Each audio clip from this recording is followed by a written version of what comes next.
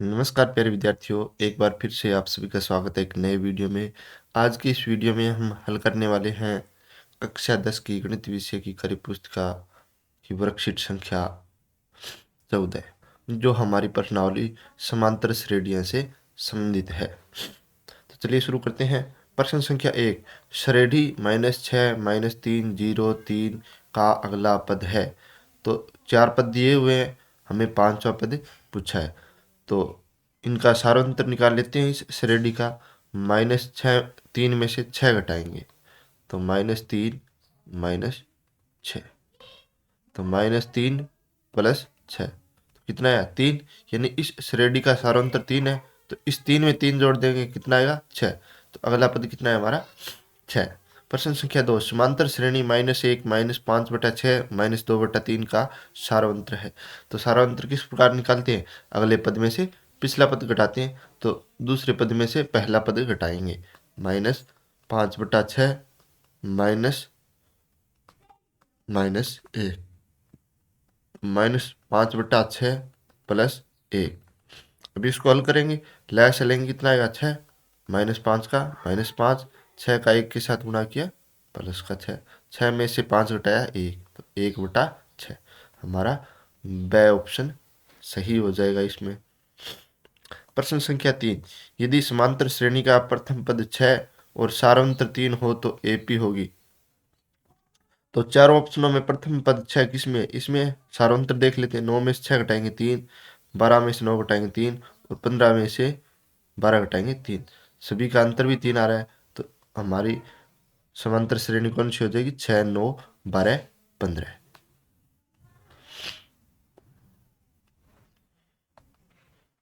प्रश्न संख्या 4, एक समांतर श्रेणी का प्रथम एवं अंतिम पद क्रमशः 2 व 8 है और n पदों का योग 90 है, तो n का मान होगा। तो n पदों के योग का सूत्र क्या होता है? जब प्रथम और अंतिम पद दिया हो, n/2 a + an। तो Sn का मान कितना दे रखा है हमें? 90। n का मान हमें ज्ञात करना है, 90/2। a का मान कितना है? 2 + an का मान 8। 2 का इधर गुणा कर देते हैं, तो 90 का 2 के साथ गुणा किया 180, n गुणा 10, 2 और 8 जोड़े 10। 10 को इधर भाग में ले आए, तो n का मान कितना आ गया? 180 में 10 का भाग देंगे 18, तो n का मान आ गया 18। द ऑप्शन हमारा सही हो जाएगा। प्रश्न संख्या 5, समांतर श्रेणी -3 -1/2 2 का 11वां पद है। तो इस समांतर श्रेणी का प्रथम पद कितना है? -3। सारांतर कितना है? दूसरे पद में से पहला पद घटाएंगे, यानी -1/2 माइनस ब्रैकेट में -3, तो -1/2 + 3, लैस लिया 2, -1 का 1, 2 का 3 के साथ गुणा किया 6, तो 5/2 इस समांतर श्रेणी का सारांतर है। अब हमें 11वां पद ज्ञात करना है, an का मान ज्ञात करना है। तो an बराबर a + n-1 गुणा d। इस सूत्र से हम 11वां पद निकालेंगे, यानी a11 बराबर a का मान कितना है? -3, तो -3 + n का मान 11 -1 गुणा d का मान हमने निकाला है, वो है 5/2। तो -3 + 10 गुणा 5/2, 11 में से 1 घटाया 10। अब 2 का भाग दिया 10 में 5, ऊपर हमारे पास बचा 5 गुणा 5 कितना होता है? 25, और 25 में से 3 घटाएंगे 22, तो हमारा ए ऑप्शन सही हो जाएगा। प्रश्न संख्या 6, यदि समांतर श्रेणी का 7वां पद तथा 13वां पद क्रमशः 34 तथा 64 है, तो 18वां पद होगा।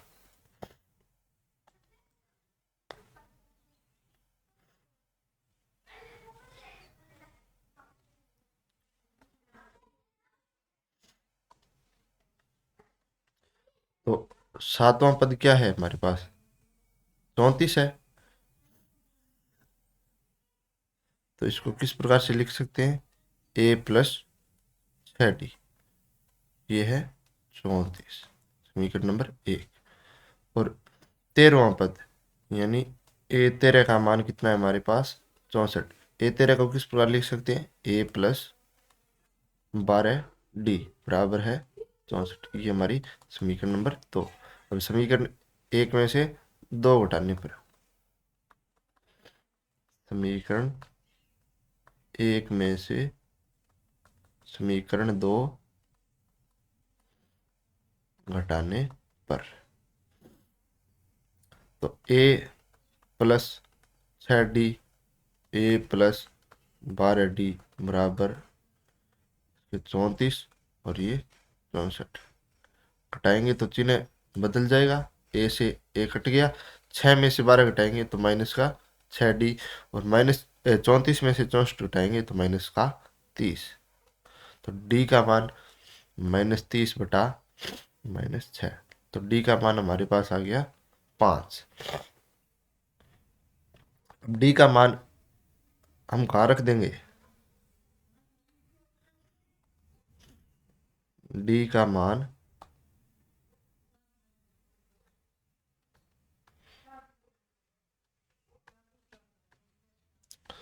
समीकरण 1 में रखने पर, तो a प्लस 6 गुणा 5 बराबर 34, a प्लस 6 का 5 के साथ गुणा किया 30 बराबर 34। तो a बराबर 34 माइनस 30, तो a का मान कितना आ गया 4। हमें कौन सा पद ज्ञात करना है, 18वां पद ज्ञात करना है। तो 18वां पद ज्ञात करने का सूत्र क्या है, an बराबर a प्लस n माइनस 1 गुणा d। इस सूत्र से हम 18वां पद ज्ञात करेंगे, यानी a 18 बराबर a का मान कितना है 4, n का मान 18 माइनस 1 गुणा d का मान 5।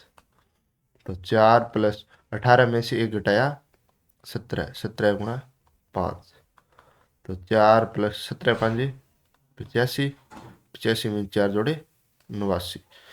तो 18वां पद वो कितना आया 89।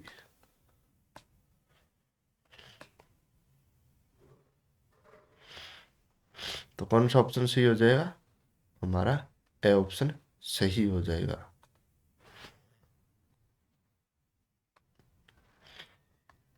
प्रश्न संख्या 7, समांतर श्रेणी 3 5 7 9 201 का अंतिम से 5वां पद लिखिए। तो इस समांतर श्रेणी का अंतिम से 5वां पद ज्ञात करने के लिए हम क्या इस समांतर श्रेणी को उल्टे क्रम में लिख लेते हैं, 201 9 7 5 3। तो अब हमारा प्रथम पद क्या हो गया 201, सारांतर कितना आएगा, अगले पद में से पिछला पद घटा लेते हैं, 3 में से 5 घटाएंगे तो कितना आया -2। अब हमें आगे से 5वां पद ज्ञात करना है, तो वो हमारा इस श्रेणी का पीछे से 5वां पद हो जाएगा। तो ए एन बराबर a प्लस n माइनस 1 गुणा डी। ए का मान हमारे पास कितना है 201, 5, 5वां पद ज्ञात करना है तो 5 माइनस 1, और डी का मान कितना है -2। तो 201 प्लस 5 में से 1 घटाया 4, 4 गुणा -2, तो 201 माइनस 8 कितना आया 193। तो अंतिम से 5वां पद कितना है 193। प्रश्न संख्या 8, समांतर श्रेणी का प्रथम पद एवं अंतिम पद क्रमशः 1 तथा 11 है। यदि इसके पदों का योगफल 36 है तो पदों की संख्या ज्ञात कीजिए। यानी a का मान हमारे पास 1 है, अंतिम पद l का मान 11 है और Sn का मान 36 है, तो हमें n का मान ज्ञात करना है। तो प्रथम और अंतिम पद दिया हुआ हो तो समांतर श्रेणी का योग ज्ञात करने का सूत्र है Sn बराबर n बटा 2 a plus l। S N का मान कितना है 36, एन का मान हमें निकालना है तो n/2, ए का मान 1 प्लस 11। अब 2 का गुणा कर दिया 36 के साथ, 36 गुणा 2 बराबर n गुणा 12। 36 का 2 के साथ गुणा किया 72, 72 बराबर n गुणा 12। 12 को इधर भाग में ले आए तो 72/12 बराबर n। 72 में 12 का भाग देंगे 6।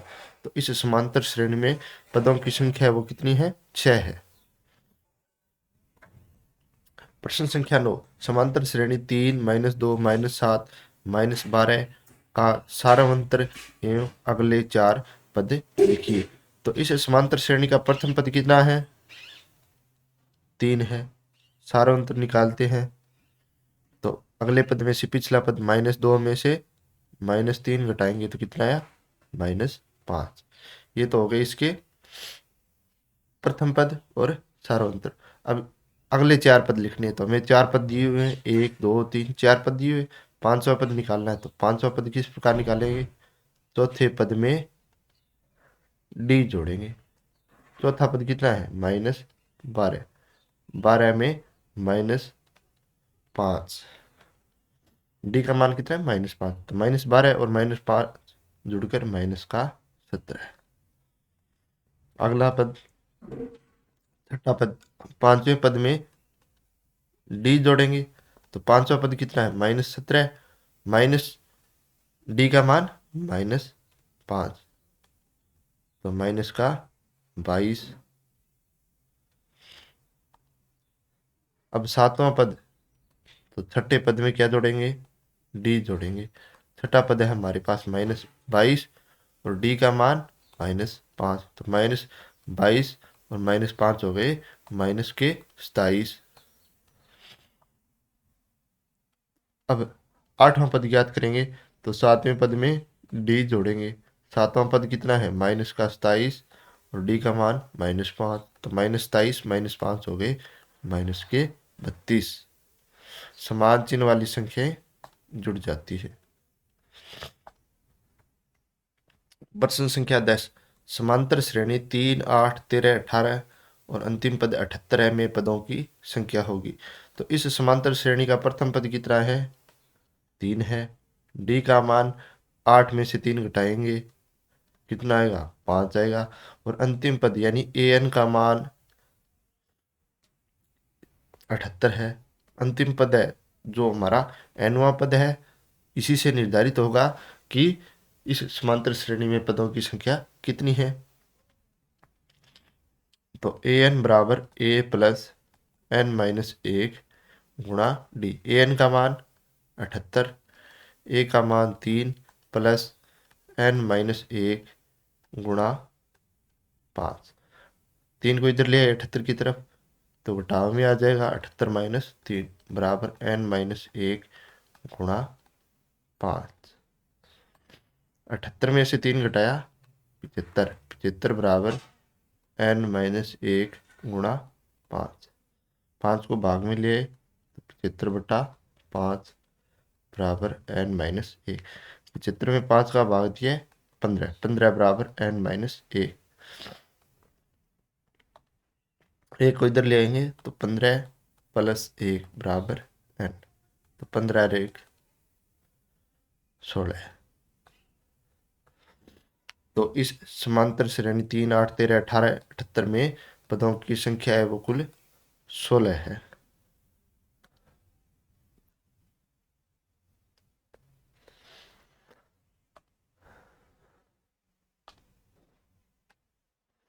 प्रश्न संख्या 11, 3 के प्रथम 5 गुणजों का योगफल ज्ञात कीजिए।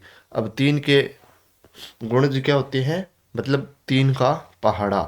कितने गुणज, पहले 5 गुणज।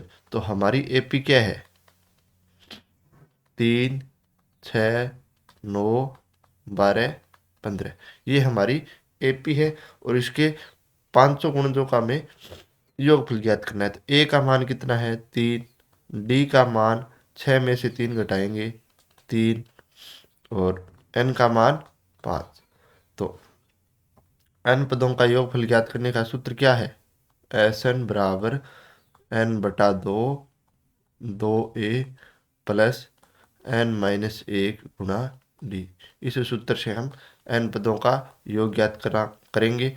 हमारे पास 5 पद है तो s5 5/2, 2 गुणा a का मान कितना है 3 है, प्लस n का मान 5 माइनस 1 गुणा d का मान 3। तो 5/2, 2 का 3 के साथ गुणा किया 6, प्लस 5 माइनस 1 हो गया 4, 4 का 3 के साथ गुणा किया 12, 12 और 6 जोड़े कितना आ गया 18।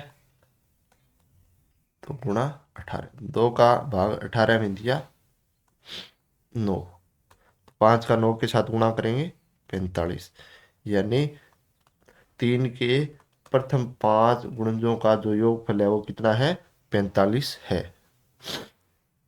प्रश्न संख्या 12, दो अंकों वाली कितनी संख्याएं 3 से विभाज्य है।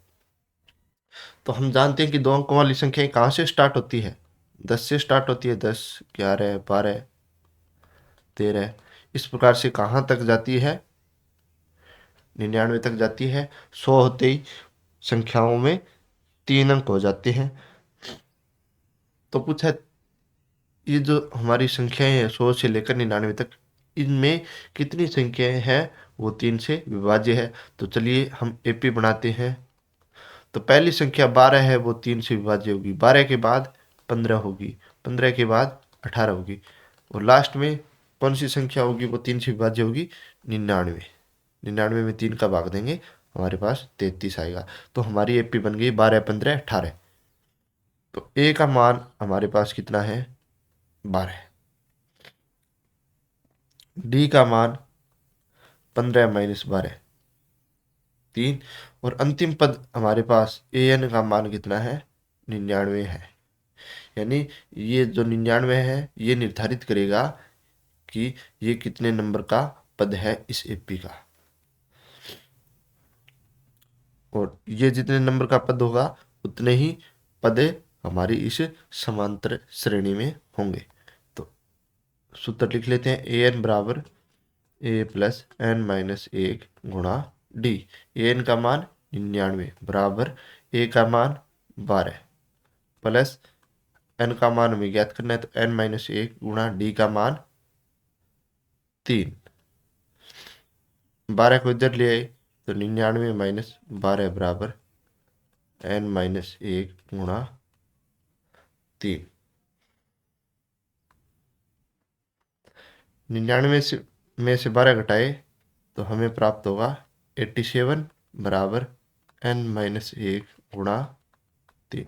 3 को इधर भाग में ले आएंगे 87 के, 87 भाग में 3 बराबर एन माइनस 1, 3 का भाग देंगे तो 3 दूनी 6, शेष बचे 2 और 7 27, तो 9 3 27 बराबर एन माइनस 1।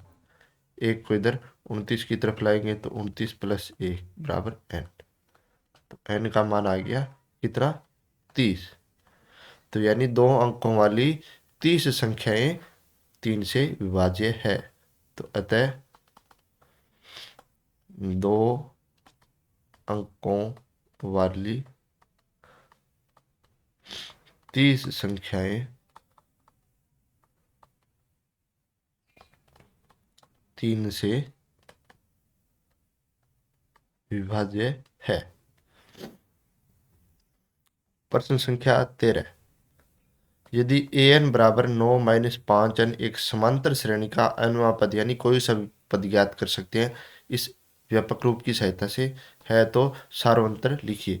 ये किसी भी एक समांतर श्रेणी दी हुई है उसका व्यापक रूप हमें दे रखा है, तो इसकी सहायता से हम उस समांतर श्रेणी का कोई सा भी पद ज्ञात कर सकते हैं। हमें इस समांतर श्रेणी का सार्वंतर ज्ञात करना है। तो इस समांतर श्रेणी का पहला पद निकाल लेते हैं A1, 9 माइनस 5 गुणा 1, तो 9 माइनस 5 कितना आया 4। दूसरा पद निकाल लेते हैं 9 माइनस 5 गुणा 2, 9 माइनस 10 कितना आया -1।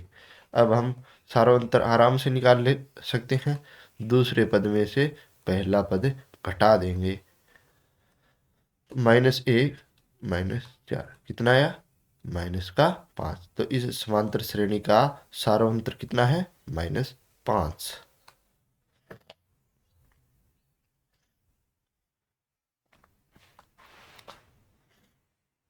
प्रश्न संख्या 14, प्रथम 1000 धन पूर्णांकों का योगफल ज्ञात कीजिए। अब धन पूर्णांक कौन से होते हैं?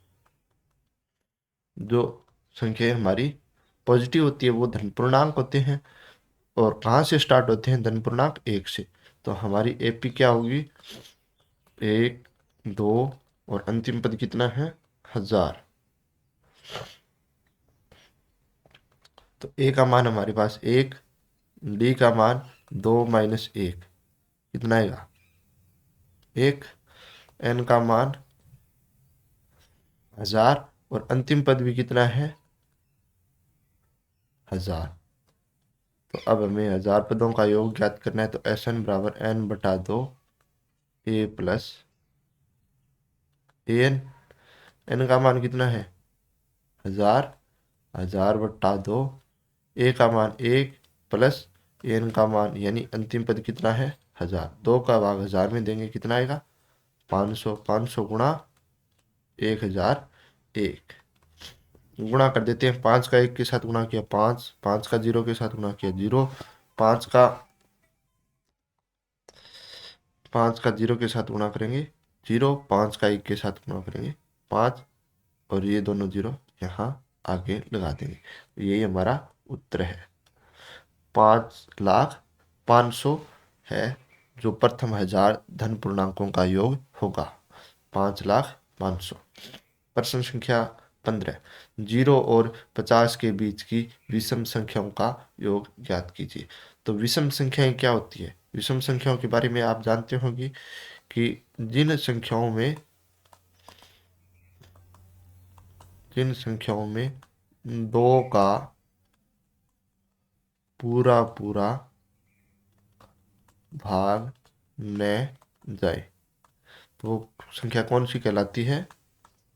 विषम संख्या। तो विषम संख्याओं की एपी बनाते हैं हम। एपी बनाएंगे तो पहली संख्या हमारे पास क्या आएगी? 1, दूसरी 3, फिर अगली 5, 7, इस तरह से अंतिम संख्या हमारे पास होगी 49। अब हमें इस एपी में n का मान पता नहीं है तो n का मान हम निकालेंगे पहले। तो a का मान कितना है? 1, d का मान अगले पद में से पिछला पद घटाएंगे, 3 में से 1 घटाएंगे तो कितना आएगा? 2। an का मान कितना है? 49। तो हमें इस एपी में पदों की संख्या पता नहीं है, n का मान हमें ज्ञात करना है। तो किस सूत्र से हम ज्ञात करेंगे? an बराबर a प्लस n-1 गुणा d। इस सूत्र से हम n का मान ज्ञात करेंगे। तो 49 बराबर a का मान 1 प्लस n-1 गुणा d का मान 2। 1 को इधर ले आए। 49 - 1 बराबर n-1 गुणा 2। 49 में से 1 घटाया 48 बराबर n-1 गुणा 2। 2 को इधर 48 के भाग में ले आएंगे तो 48/2 बराबर n-1। 48 में 2 का भाग देंगे 24। 24 बराबर n-1। 1 को इधर ले आए तो 24 + 1 बराबर n। 24 और 1 जुड़कर 25 यानी n का मान हमने निकाला है वो कितना है? 25।